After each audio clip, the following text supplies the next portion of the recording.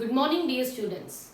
Students, in the previous class, we have discussed about the transduction experiment which was performed by Hershey and Chase. On the basis of this experiment, it was clear that the genetic material present in all the organisms is DNA except some of the viruses which have RNA as the genetic material. So transduction experiment was being performed by Hershey and Chase, and we have proved that how DNA is the genetic material and not the proteins. So this debate about what the genetic material is going to be was quite long, running from several years. But lastly, by transduction experiment, it was proved that DNA is the genetic material. Now we are going to talk about that when we consider a molecule as a genetic material, what properties should it have? अगर हम DNA को बोल रहे हैं कि DNA genetic material होता है, तो इस जेनेटिक मटेरियल के पास ऐसी कौन सी प्रॉपर्टीज होती है जो आरएनए या प्रोटीन्स के पास नहीं है? तो ये प्रॉपर्टी जो है वो उनके केमिकल स्ट्रक्चर्स में है, right? These chemical structures are the one which are going to determine that what the genetic material is going to be. So we are first mentioning that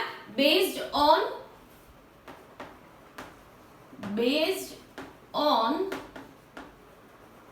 Hershey and Chase experiment, it was proved that DNA is the genetic material and not the proteins, right? So out of DNA and proteins, based on his experiment, it was proved that DNA is the genetic material and not the proteins. क्योंकि जो virus में से bacteriophage में से bacteria में जो transfer हुआ था वो डीएनए था, ना कि proteins, right? So it is DNA is the genetic material. However, some viruses like tobacco mosaic virus and QB bacteriophage have RNA as genetic material. Okay, so what I am trying to say is that all organisms have DNA as the genetic material, but there are some viruses like tobacco mosaic virus. तो tobacco mosaic virus है या तो फिर कई ऐसे bacteriophages हैं जिनके पास RNA होता है as a genetic material and not the DNA. I said before also that the genetic material मतलब डीएनए जो है वो प्रीडोमिनेंटली जेनेटिक मटेरियल है, मतलब ज्यादातर ऑर्गेनिजम्स में डीएनए होता है as a genetic material, right? And RNA जो है वो मैसेंजर का काम करता है, अडेप्टर का काम करता है. तो ये दोनों प्रॉपर्टीज किसके बेसिस पे? It is on the basis of the differences in their chemical structure. उनके केमिकल स्ट्रक्चर में जो डिफरेंसेस हैं उन्हीं के बेसिस पे ये कह सकते हैं कि डीएनए जो है वो प्रीडोमिनेंटली जेनेटिक मटेरियल है और आरएनए जो है वो मैसेंजर या अडेप्टर का काम ज्यादातर करता है.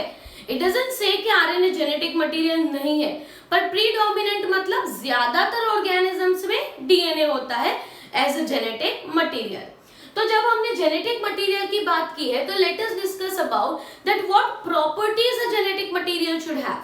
What properties a genetic material should have? So we will mention that properties. So genetic material should be able to replicate. सबसे इंपॉर्टेंट प्रॉपर्टी, जब हम किसी भी सब्सटेंस को जेनेटिक मटेरियल कंसिडर करते हैं तो उसके पास रेप्लिका बनाने की एबिलिटी होनी चाहिए.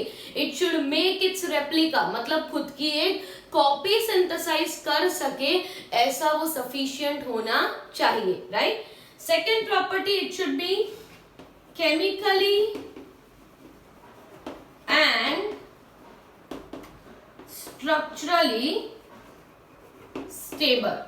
Not only it should be able to replicate, but वो एक stable structure भी होना चाहिए. It should not undergo changes with the age or changes with the change in physiology of the body. Body में कुछ change आने से वो change तुरंत ही नहीं हो जाना चाहिए, right? So it means that it should be chemically as well as structurally it should be stable, right? The third thing is that it should undergo slow changes, that is mutation, which is necessary for evolution. It should undergo slow changes, right? Slow changes मतलब धीरे धीरे changes आते रहते होते हैं, जिसकी वजह से म्यूटेशन जो है वो होता है. म्यूटेशन है तो ही इवोल्यूशन पॉसिबल है, राइट? सो इवोल्यूशन का बेसिस ही वेरिएशंस है, पर ये वेरिएशंस इतने भी एब्रप्ट नहीं होने चाहिए कि ऑल ऑफ अ सडन कुछ चेंज आ जाए. It should be very slow changes, right? So it should undergo slow changes which are known as slow mutations and which are necessary for the evolution.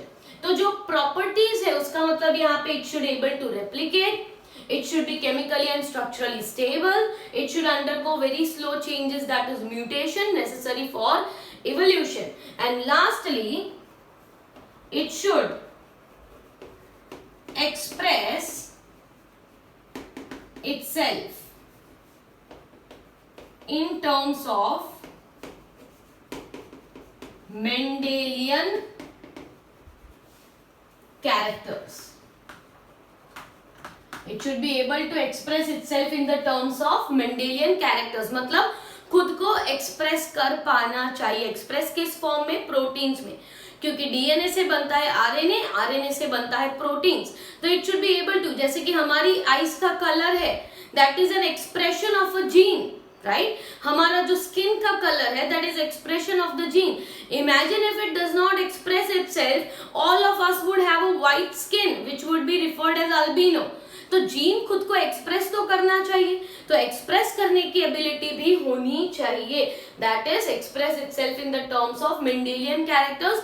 क्योंकि ये जो property है कि all the characters of the body are on the basis of some genes, ये किसने कहा था? Mendel ने कहा था, और इसीलिए उसे ऐसा कहा गया है, it should be able to express in the form of Mendelian characters. Okay, so now proving all these points, ये तो हो गया, हमने लिख दिया है कि कौन सी प्रॉपर्टीज होनी चाहिए. So there should be 4 properties, right? These 4 properties are essential for a molecule to be considered as a genetic material. Now, on the basis of base pairing and complementary rule, both DNA and RNA are able to replicate, right? अब ये क्या हो गया property कि हम पहला point prove कर रहे हैं, it should be able to replicate. तो रेप्लिकेशन जो है वो किसके बेसिस पे होता है? On the basis of the base pairing rule, that is the complementarity rule. Base pairing rule मतलब अगर एडेनाइन है, एक स्ट्रैंड आपके पास है डीएनए का, तो दूसरा स्ट्रैंड ऑटोमेटिकली बन सकता है. क्यों? क्योंकि एडेनाइन है तो यहाँ पे थाइमिन आएगा, ग्वानिन है तो साइटोसिन आएगा. तो ये कॉम्प्लीमेंटारिटी जो रूल है उसके बेसिस पे अगर एक स्ट्रैंड है तो दूसरा स्ट्रैंड बन सकता है. इसका मतलब ये हुआ कि रेप्लिकेशन जो है वो पॉसिबल है दोनों के केस में, डीएनए और RNA. But it is not possible for the proteins, right? Proteins जो है वो खुद को रेप्लिकेट नहीं कर सकते. इसीलिए इसमें से ये तो प्रूव हो गया कि डीएनए और आरएनए जेनेटिक मटेरियल हो सकते हैं, पर प्रोटीन्स तो नहीं हो सकते, क्योंकि प्रोटीन्स के पास रेप्लिकेट करने की एबिलिटी नहीं है, राइट? सेकेंड पॉइंट, सेकेंड हम बात करते हैं chemically and structurally stable. So genetic material, the genetic material should be stable and not undergo changes with age or physiology. Right, genetic material stable होना चाहिए. एज या physiology या उसके life cycle के बेसिस पे जेनेटिक मटेरियल चेंज नहीं होना चाहिए. और ये हम इजीली प्रूव कर सकते हैं through Griffith's transformation experiment. Right, in Griffith's experiment,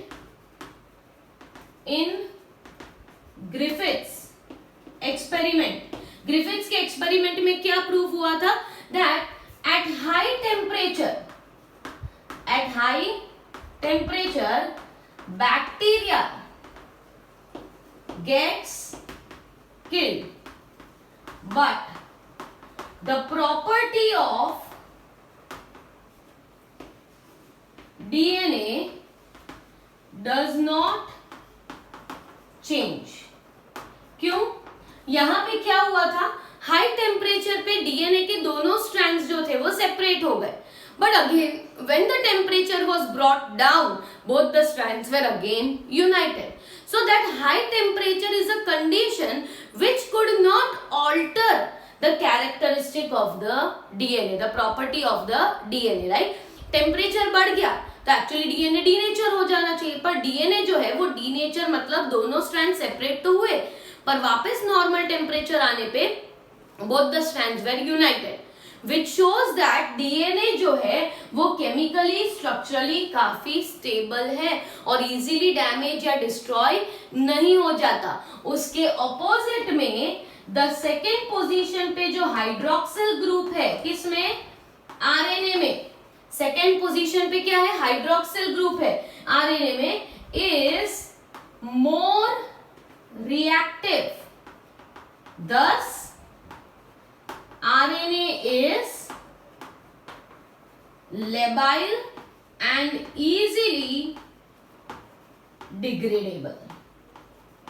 RNA is labile and easily degradable. इसीलिए अगर स्टोरेज के लिए चाहिए जेनेटिक मटेरियल तो डीएनए ज्यादा स्टेबल है और इसीलिए वो स्टोर हो सकता है, जबकि आरएनए जो है वो मैसेंजर या अडेप्टर का काम इसीलिए करता है क्योंकि आरएनए जो है उसमें सेकंड पे जो हाइड्रोक्सिल ग्रुप है वो हाइड्रोक्सिल ग्रुप की वजह से वो ज्यादा रिएक्टिव होता है और इसीलिए वो ज्यादा ही लेबाइल मतलब इजीली ब्रेक हो सके, इजीली डिग्रेड हो सके वैसा मॉलिक्यूल है. राइट, तो यहाँ पे केमिकली एंड स्ट्रक्चरली स्टेबल में ये प्रूव हो गया दैट डीएनए जो है it is more stable, better genetic material than RNA. So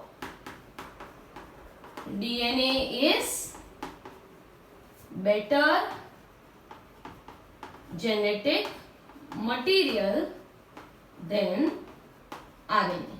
Moreover, thymine instead of uracil also provide DNA the stability.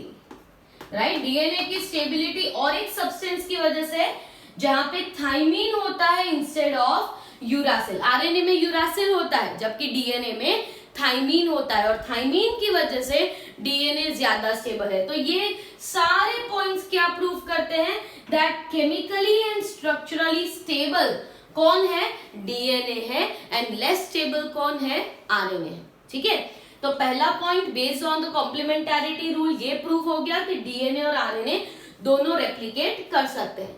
दूसरा ये प्रूव हो गया कि सेकंड पोजीशन पे हाइड्रोक्सिल ग्रुप होने की वजह से आरएनए रिएक्टिव है, यूरासिल होने की वजह से आरएनए रिएक्टिव है, जबकि डीएनए जो है वो टेम्परेचर या कोई भी फिजियोलॉजिकल चेंजेस से इजीली चेंज होता नहीं है. So it is more chemically and structurally stable. Another thing is that RNA being more reactive, it will mutate very faster. Mutation होने चाहिए पर म्यूटेशंस कैसे होने चाहिए? स्लो. सो RNA being reactive, RNA reactive होने की वजह से इजीली गेट्स म्यूटेटेड, राइट। और इजीली म्यूटेट हो जाने की वजह से जो ऑर्गेनिजम्स में आरएनए जेनेटिक मटेरियल होता है उनकी लाइफ स्पैन शॉर्टर होती है। दस viruses with RNA as the genetic material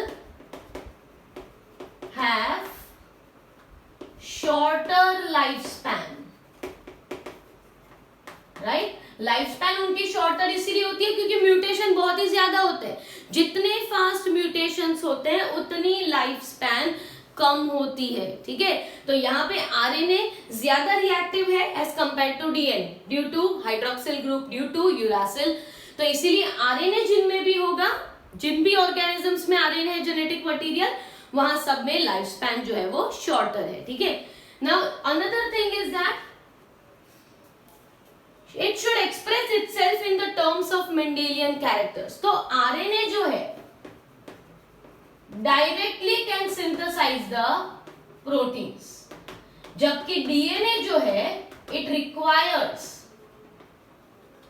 RNA for synthesis of protein. अगर आरएनए से प्रोटीन बनाना है तो एक ही स्टेप है, RNA itself will be responsible for the synthesis of the proteins। पर अगर डीएनए से प्रोटीन बनाना है तो DNA is dependent upon RNA for the synthesis of the proteins। इसीलिए स्टोरेज के लिए डीएनए है, जबकि प्रोटीन सिंथेसिस के लिए क्या होता है, आरएनए होता है। And therefore it shows that RNA easily express कर लेता है खुद को itself in the form of the proteins, but DNA जो है it cannot directly be associated with the synthesis of the proteins। So that are some of the properties. What you have to remember is you have to remember the 4 basic properties of the genetic material, and then after you will have to prove each and every statement that what properties are related to DNA or are related to RNA in this topic.